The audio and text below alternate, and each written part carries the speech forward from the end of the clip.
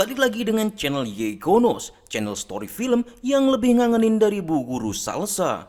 Pada video kali ini, kita akan membahas film yang penuh dengan adegan brutal dari seorang pria yang diperkirakan bukan siapa-siapa, karena menjalani kehidupan dengan sangat membosankan.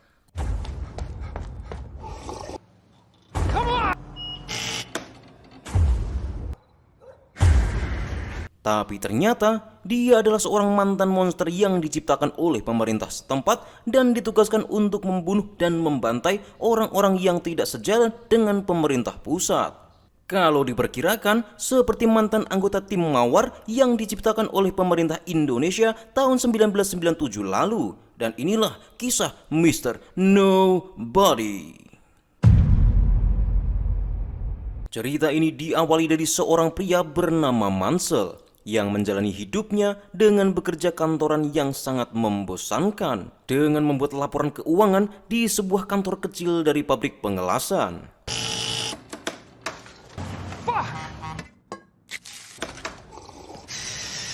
Mansell yang tidak pernah bisa tidur lebih cepat karena tak pernah dapat jatah dari sang istri akibat di antara tidur mereka selalu ada guling yang memisahkan keduanya.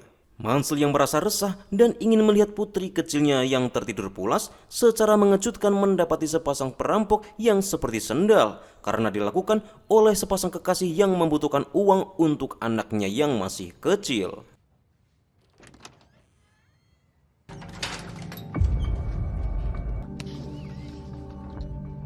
Mansell yang berusaha menghubungi polisi sambil memegang tongkat golf akhirnya kepergok perampok wanita yang menodongkan pistol di hadapannya.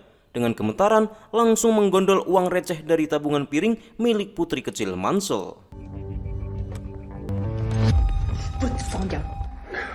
That's about all there is. That's it? I use a debit card. Dalam ketegangan yang terjadi, secara tiba-tiba anak laki-laki Mansell yang baru saja pulang dari warung kopi langsung menerjang perampok pria dan mencekiknya. Tapi sayangnya, Mansell yang memiliki kesempatan untuk menghantam kepala perampok itu memilih untuk mengurungkan niatnya karena mengingat bahwa dirinya tidak akan melukai siapapun lagi, hingga membuat anaknya terkena bogem mentah dari perampok yang dicekiknya.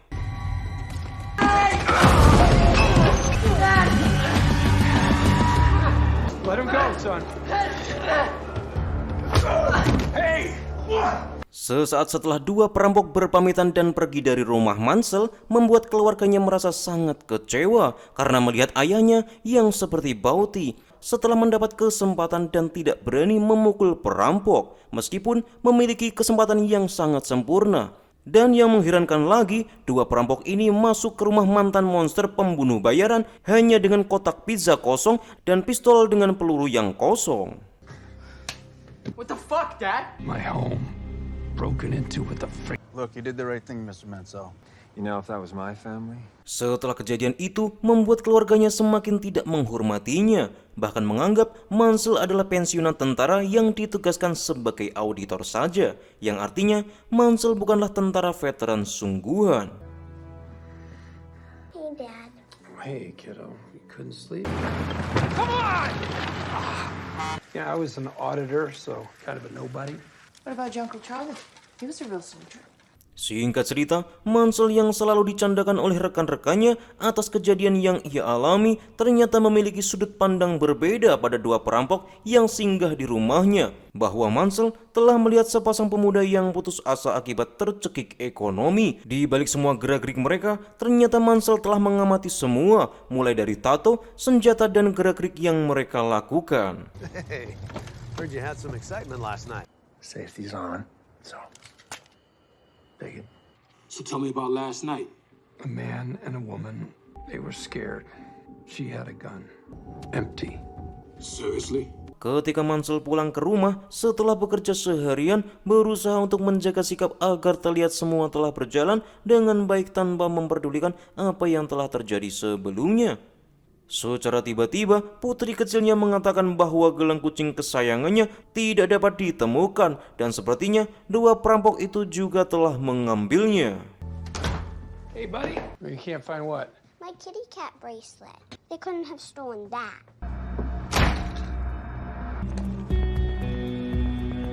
Pada adegan selanjutnya, memperlihatkan Mansell yang merasa marah segera mempersiapkan semua peralatan tempurnya dan mulai mencari dengan petunjuk gambar tato yang ada di tangan perampok wanita. Satu persatu tempat pembuatan tato telah didatangi oleh Mansell, hingga akhirnya Mansell telah tiba di sebuah pembuatan gambar tato kecil yang berisi 5 orang berwajah sangar, yang meremehkan Mansell karena menunjukkan KTA FBI yang sudah kadaluarsa selama 20 tahun.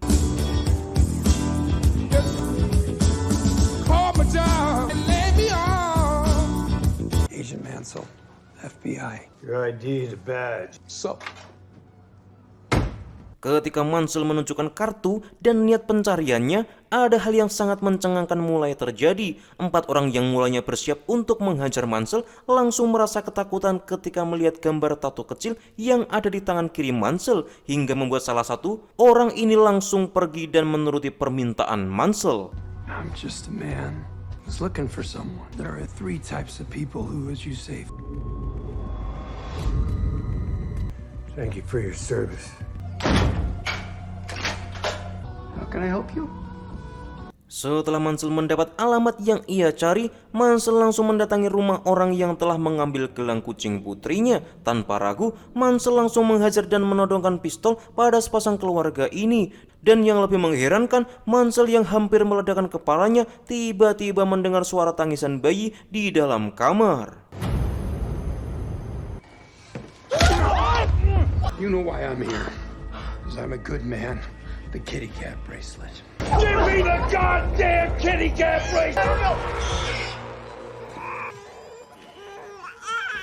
Setelah tindakan arogan yang ia perlihatkan dan mendapati ada bayi yang sedang melawan kematian, membuat Mansell kesal pada dirinya sendiri karena telah menodongkan pistol pada keluarga yang sangat miskin dan memiliki anak kecil yang sedang sakit parah. Apalagi kalau kalian tidak subscribe channel ini, Mansell akan semakin marah.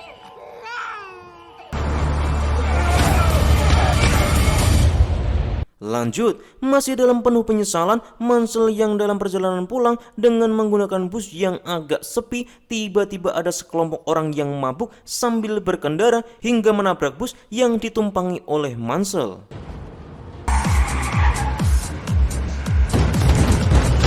Mansell yang ingin menghajar orang berperilaku buruk ini mulai berharap mereka masuk ke dalam bus untuk dijadikan korban keganasan. Dan benar saja, sekelompok pria ini mulai mengusir seluruh penumpang kecuali satu gadis muda untuk dijadikan pemuas dahaga.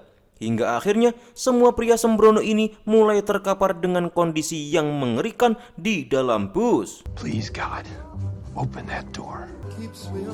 What do we have here? What are you still doing here, old man? I'm gonna fuck you up.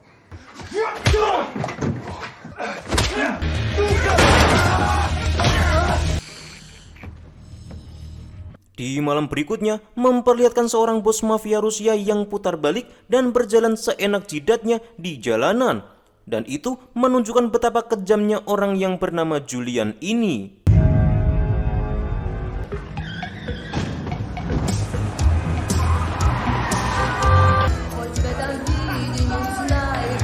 Semua itu dibuktikan ketika para pemegang saham yang tidak yakin bagaimana orang yang bernyanyi dan menari seperti ini akan menjaga uang mereka. Dengan seketika, Julian langsung membunuh orang yang menatapnya dengan kurang sopan.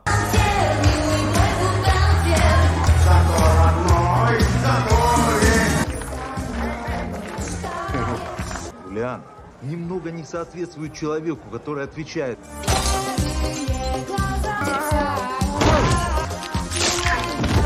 Setelah melakukan tindakan biadabnya, Julian mendapat kabar bahwa adik kecilnya kini berada di rumah sakit dengan keadaan cacat yang sangat parah. Julian yang tidak sanggup melihat kondisi adik kecilnya langsung melempar kursi dan menghajar pengawal yang menjaga adiknya karena tidak percaya bahwa mereka dihajar oleh satu orang saja. Да. Да, братишка. Will he walk again?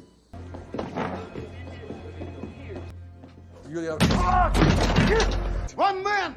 Are you fucking with me? Kembali pada sosok Mansell, di pagi hari yang cerah, Mansell yang baru saja selesai menyajikan makanan pada keluarganya membuat anaknya bingung melihat ayahnya seperti selesai berkelahi dihajar habis-habisan. Dan secara tiba-tiba mendapat telepon dari rekannya yang berusaha memperingatkan atas tindakan gilanya yang telah menghajar adik Julian sang penguasa gangster Opshak. What happened to you? Hutch here. I got 30 seconds. Okay, we'll go. But now you got a fucking problem. Mansell yang tidak peduli langsung menutup telepon dan melanjutkan kesehariannya karena tidak ada yang lebih mengerikan daripada dirinya sendiri. Mansell yang merasa risih karena peringatan dari temannya yang terus-menerus mengatakan bahwa Julian adalah orang yang sangat berbahaya, mulai menemui Barber, seorang pemilik usaha cukur yang menyediakan layanan informasi rahasia. Isolated incidents. Julian Knisso, ask the barber. Mr. Mansell. Mansell yang mendapat informasi banyak tentang Julian hanya menyimpulkan bahwa Julian adalah seorang sosiopat dari geng Rusia yang memiliki hobi mengumpulkan lukisan. Di sisi lain, Julian yang berusaha mencari informasi terkait Mansell mulai menggerakkan hacker cantik untuk menelisik siapa sebenarnya Hutch Mansell dengan memaksa akan mengirim foto syur yang dimiliki oleh seorang admin Pentagon kepada seluruh keluarganya. What can you tell me about Yulian Kuznetsov? Am I really now that? So he's a bad guy. Have you got for me? If you can't recognize a wolf. I have a friend at the Pentagon. Yang lebih mencengangkan lagi adalah wanita hacker yang sudah mengabdi pada Julian selama bertahun-tahun ini langsung memecat dirinya sendiri setelah mengetahui siapa orang yang menjadi target Julian. Bahkan Julian sempat mengucap istighfar setelah mendapatkan foto dan dokumen tentang Mansell dari hacker wanita ini. Have you got for me? Fuck.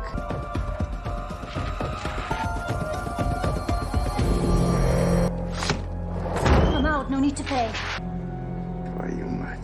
Di malam selanjutnya, saat keluarga Mansell yang terlihat mulai bahagia sedang melangsungkan makan malam, tiba-tiba Julian mengirim 7 prajurit terbaiknya untuk menangkap Mansell hidup-hidup. Dengan seketika, Mansell meminta keluarganya untuk sembunyi di ruang rahasia bawah tanah. Tidak lupa meminta restu pada sang istri sambil mencipoknya, Mansell mulai menghabisi 7 tamu yang tidak diundang. Namun sayangnya, setelah menghabisi 4 orang, Mansell harus terkena sengatan listrik dari orang Rusia berkulit hitam. Don't call 911.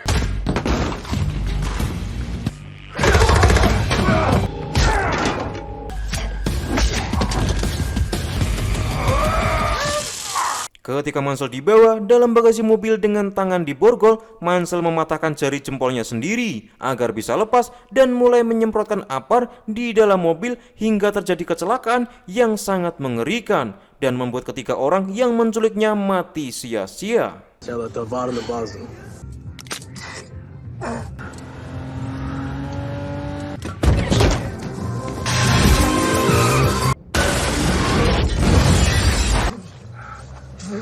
Karena keadaan semakin runyam, Mansell menelpon ayahnya yang sudah jompo untuk tetap waspada. Dan saya ingatkan, di film yang kita bahas kali ini, jangan pernah memandang orang dari kostum dan usianya. Mansell yang berusaha kembali ke rumah dengan berjalan terseok-seok, berusaha memastikan bahwa keluarganya masih dalam kondisi baik dan seluruh lawannya telah binasa. That thing I had to go do.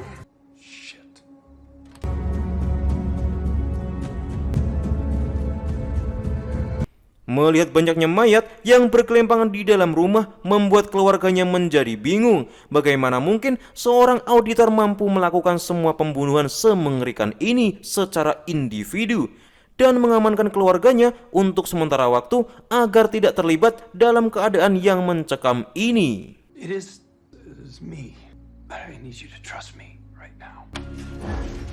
Come back.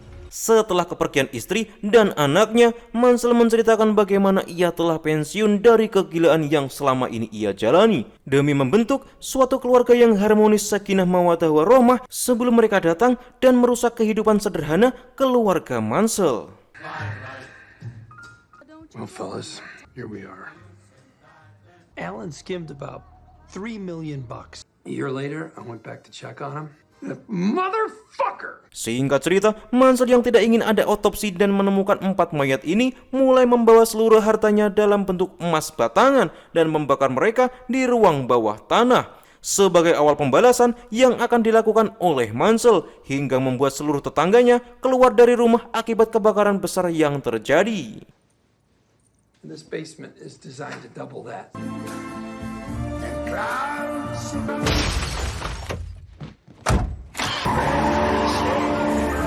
Tidak kalah mengerikan, di dalam panti jompo 2 orang yang ditugaskan oleh Julian untuk membunuh orang tua Mansell tewas secara mengenaskan di tangan kakek-kakek yang menunggu ajalnya tiba.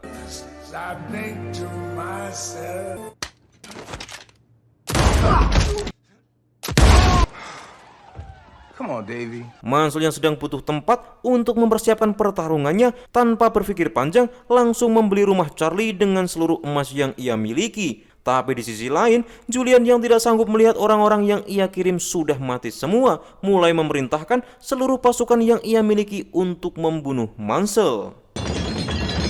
I'm buying this place. No, you don't. Yes, I do. But what am I gonna do? Now get out of here. Tapi sayangnya, setelah Mansell mempersiapkan jebakan di rumah yang baru saja ia beli dari Charlie, Mansell langsung menghabisi seluruh pasukan Julian dan membakar apapun yang Julian miliki, termasuk seluruh uang dan lukisan di dalam Opshak tanpa terkecuali. I've got a plan.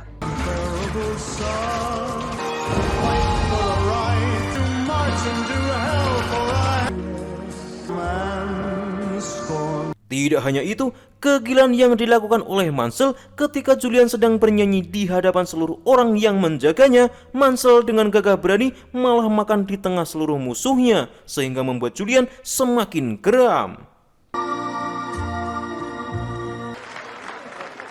Mr. Mansell, Hey, enjoying your meal? Bukan tanpa alasan, Mansell yang datang di tengah-tengah seluruh musuhnya pasti membawa otak sekaligus bom peledak. Apabila ada satu tembakan saja, maka seluruh gedung sekaligus semua orang akan hancur berhamburan. what say you and I have a moment? Уйдите все. Mansell berniat melakukan negosiasi kepada Julian agar berpikir ulang dan berhenti dengan pergi sejauh mungkin hingga tempat terpencil agar tidak bertemu lagi dengan Mansell. Tapi nyatanya malah memilih mengejar Mansell dengan seluruh pasukan yang ia miliki. There's a long dormant piece of me now awake. Wait. Rebuild? Everything you have. I'm shocked! You don't fucking do! And live your life far from me. Hingga kini, semua terjadi sesuai dengan apa yang diperhitungkan oleh Mansell, bahwa Julian akan mengerahkan seluruh pasukannya dan mengikuti Mansell ke tempat yang sudah ia persiapkan.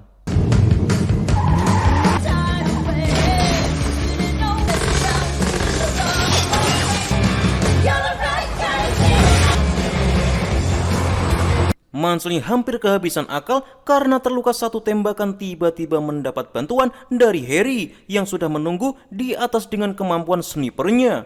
Dan bagi kalian yang suka bermalas-malasan, coba lihatlah ayah Mansell yang sudah sangat tua ini ikut bertempur melawan seluruh musuh dari keluarganya. Remember when I said don't do nothing stupid? Dad? If I didn't miss this shit.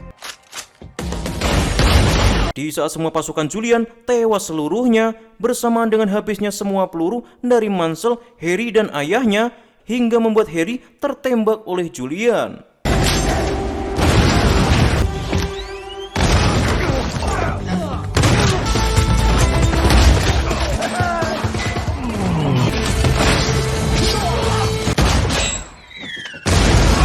Tidak kekurangan akal, Mansell yang masih memiliki peledak khusus mulai mengambil perekat untuk ditempelkan pada perisai kaca dan mulai berjalan ke arah Julian untuk diledakkan tepat di mukanya.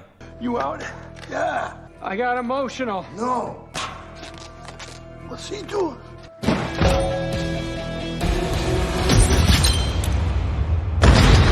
Setelah semua musuhnya mati dan terdengar banyak polisi mulai berdatangan, Mansell meminta ayahnya dan Harry untuk segera pergi dari lokasi. Sambil menunggu polisi datang menjemputnya, Mansell hanya mengambil satu lukisan dan kucing kesayangan anaknya.